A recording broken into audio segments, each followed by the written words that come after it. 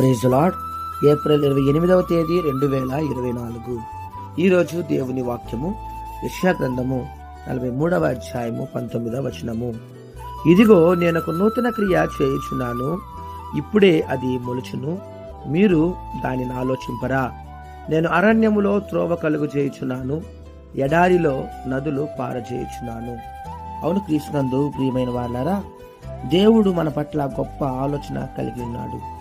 ప్రతి దినము తన నూతన కృపచేత మనలను నడిపించుచున్నాడు.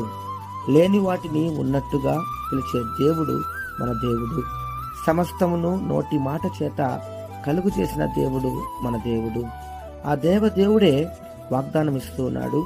అరణ్యములో త్రోవ కలుగు చేయుచున్నాను, ఎడారిలో నదులు పారజేయుచున్నాను అని. ఆయనకు అసాధ్యమైనది ఏదీ లేదు. మన జీవితంలో ఒక నూతన కార్యమును